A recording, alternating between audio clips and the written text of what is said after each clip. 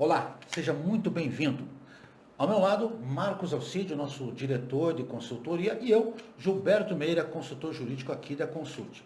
E juntos estamos de aniversário esse mês, Marcos, não é isso? Sim, Não o Marcos, nem eu, mas a Consult, no dia 21 de outubro, está completando aí os seus 48 anos de existência. sim, O que significa uma certa credibilidade, né?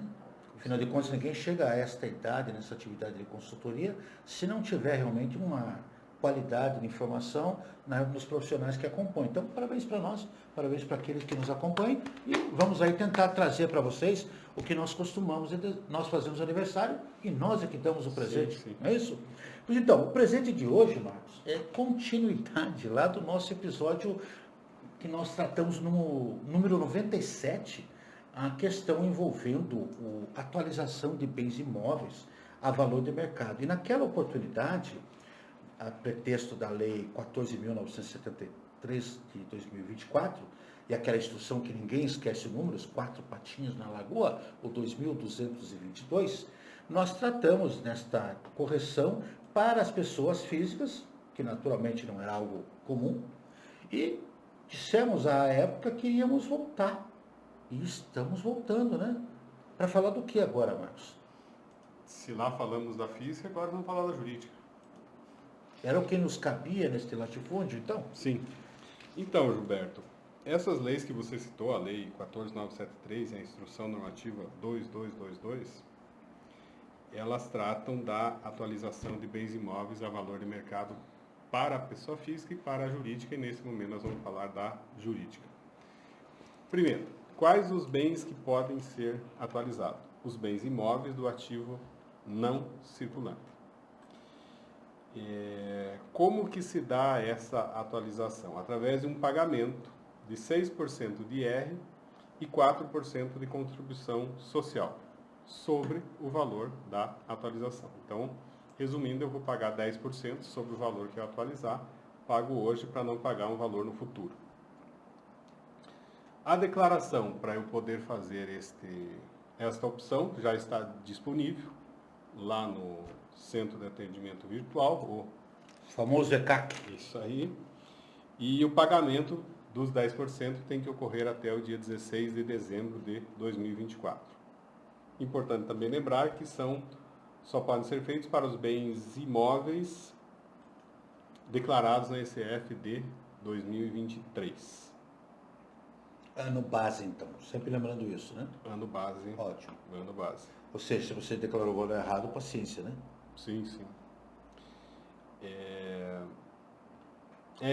Não é possível considerar a depreciação, a amortização ou exaustão, ou seja, eu faço esse lançamento na contabilidade, mas futuramente eu não vou poder usar depreciação, amortização ou exaustão sobre esse valor da atualização.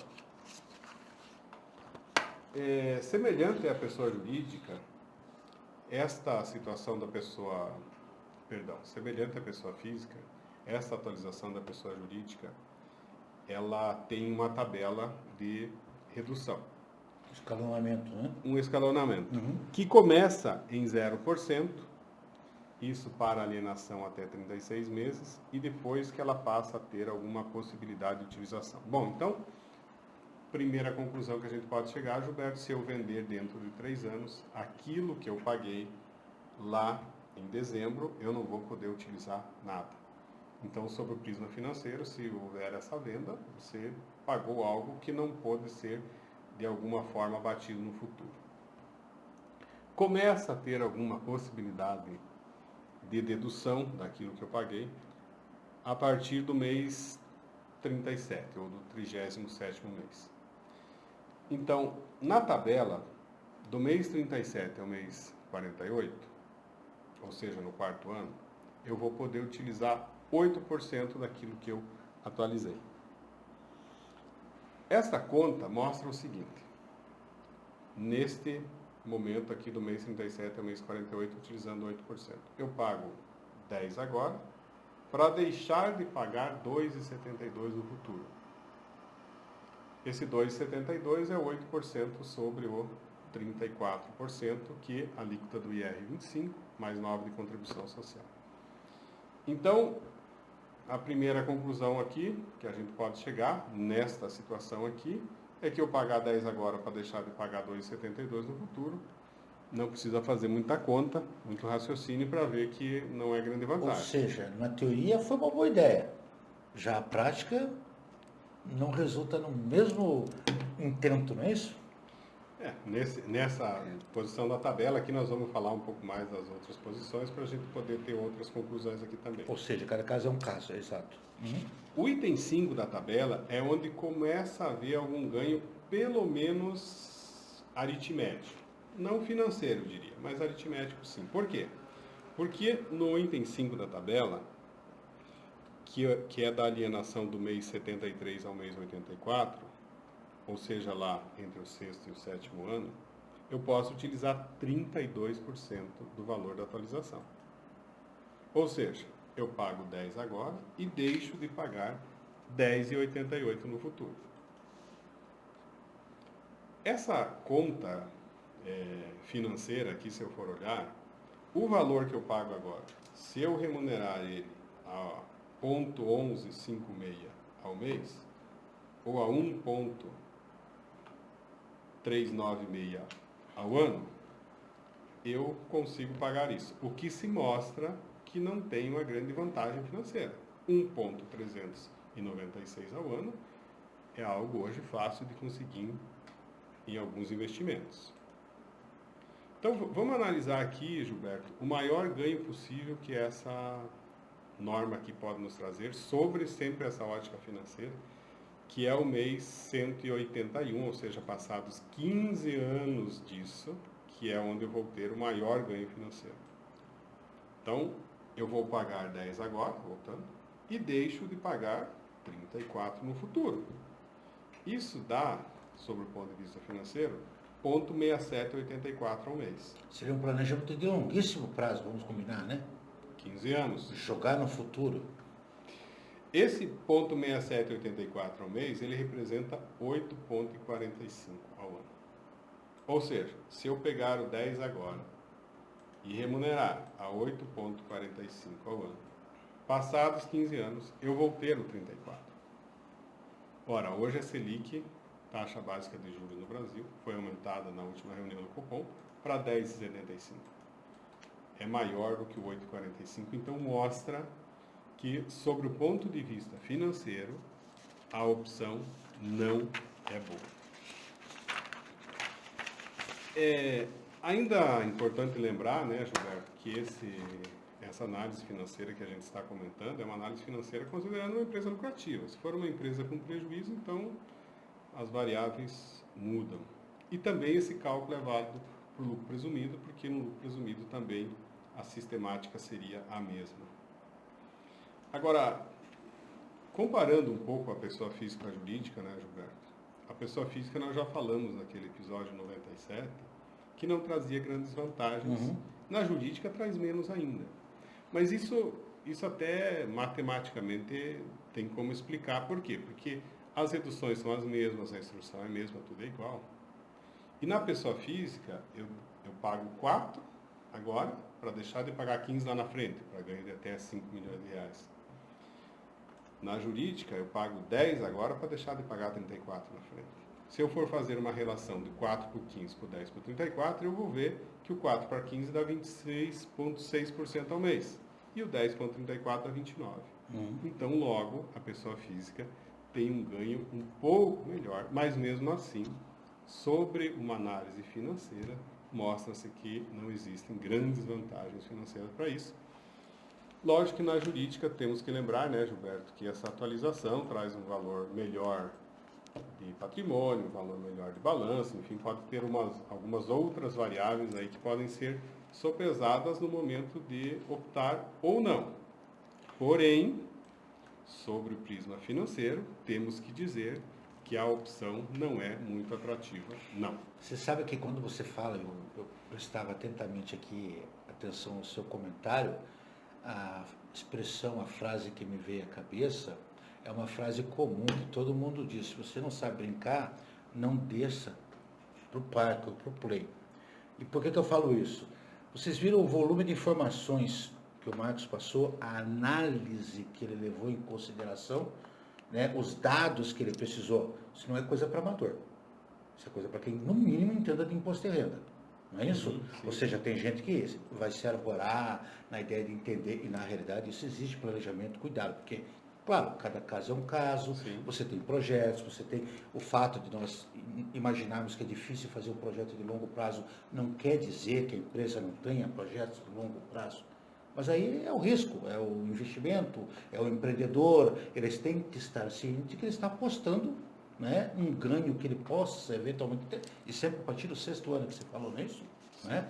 Então, veja, a primeira dica, né, é exatamente essa, procurar realmente alguém que tenha competência, e a consulte ao longo dos seus 48 anos, se vocês podem ver, não nos resta dúvida que teria, não é isso, Marcos? Com certeza, Gilberto. Estamos aí trabalhando nesse sentido, fizemos bastante análises comparativos, financeiros e tudo mais. Marcos, e a pergunta que eu sei, olha, nós representamos aqui aquela pergunta do leigo, tá? Então eu vou fazer 2 perguntas que são basicamente perguntas até fáceis de responder pela lógica, né?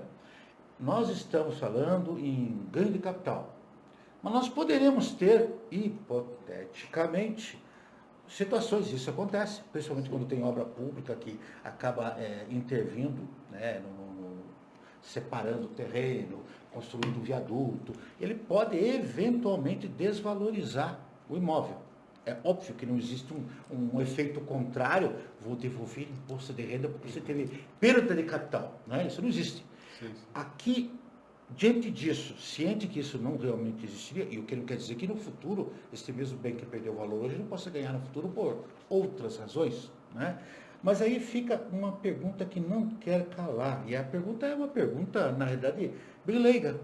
Você imagina qual foi a razão, tem prazo para exercer isso, né? Sim, qual foi a razão pela qual você fez isso, tanto quanto a pessoa física, quanto a pessoa jurídica, Marcos? Gilberto, a gente vai ter que se valer das notícias aí que têm sido divulgadas, que o governo buscava trazer uma janela de oportunidade para as pessoas poderem atualizar esses valores. E também, lógico, junto disso vinha um aumento de arrecadação. As notícias têm sido divulgadas, que o governo está buscando arrecadações para questões fechar as suas contas. Esse seria o principal motivo, mas se esse é o principal motivo, nós temos que dizer que, se analisar financeiramente, tanto as pessoas físicas como as pessoas jurídicas têm que tomar bastante cautela nessa opção, porque os ganhos não se mostram muito atrativos, não. E olha, Marcos, que se diga muito claro, não é uma crítica irresponsável, porque eu tenho acompanhado os comentários, e você mais do que ninguém que é da área, parece-me ser um lugar comum, né? Parece que quase todos os profissionais chegaram à conclusão que os efeitos previstos não foram os resultados pretendidos. Né? Por isso que é importante realmente buscar um profissional, fazer uma análise, fazer uma verificação, o que eu quero, para que eu vou usar, como é que eu vou fazer, ou seja, considerar um estudo de caso. Né? Envolve uma série de informações. De qualquer forma, fica o alerta, procure um profissional habilitado, né? Os profissionais da estirpe, né? Da formação do Marcos, e nós felizmente temos muitos aqui ao longo desses nossos 48 anos, e é sempre importante que você tome cuidado. Eu repito, não há demérito nenhum em você não ser um especialista, mas aqui existe um aprendizado histórico, né, que não se leva em rápidas leituras, mas em convivência, né, Marcos? E aí é que entra realmente a diferença. Fica aqui o alerta, né? Você teria algo mais que nós poderíamos dizer àqueles que nos assistem com relação a isso? Sempre lembrando que eventualmente poderemos ter alterações no meio do percurso, poderemos ter modificações. Aquele comentário que nós fizemos lá para a pessoa física, vai que eles autorizam compensar com créditos que eles tenham. Tudo é possível, né, nesse país. Você acha que tem algo mais que a gente possa auxiliar, algum alerta, algum detalhe que nós deveríamos trazer àqueles que nos acompanham? Não, Gilberto, eu acho que desse assunto é isso. Você bem comentou, essas situações de legislações, elas podem mudar, que pode ser modificado, a gente voltaria. Tanto é que um assunto que você tem comentado bastante aqui, que é o ICMS das transferências, ele é cheio de altas e vindas, né? Então, em termos de legislação, a gente sempre tem que ficar atento e verificar a situação daquele momento, já que amanhã a coisa pode mudar. E olha, e aí fica um convite, a partir desse comentário, o convite que nós sempre fazemos ao final dos nossos encontros, né, Marcos? tem um sinetinho aqui para você se cadastrar. E toda vez que tem um episódio novo, você é avisado, olha, episódio da Consulte, do Momento Consulte, onde nós poderemos trazer estas e outras informações. Sempre lembrando que nós temos espaço para a sua participação, você pode nos mandar um e-mail, o e-mail está aqui embaixo, né, o momentoconsulte@consulte.com.br.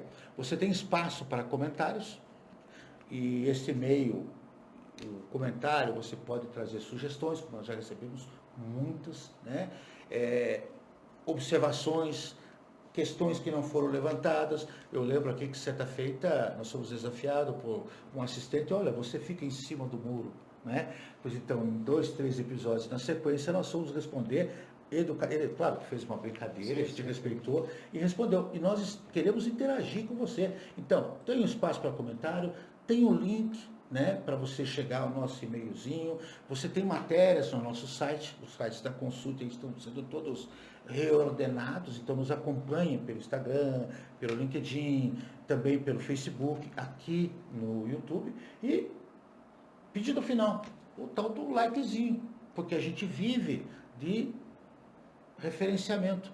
Divulgue isso para os amigos, nós sabemos que nós entregamos um produto de boa qualidade, é uma informação que nós temos o maior prazer, buscamos, estudamos, avaliamos, para dizer, e nós sempre estaremos aqui para atendê-los. Não é isso, Marcos?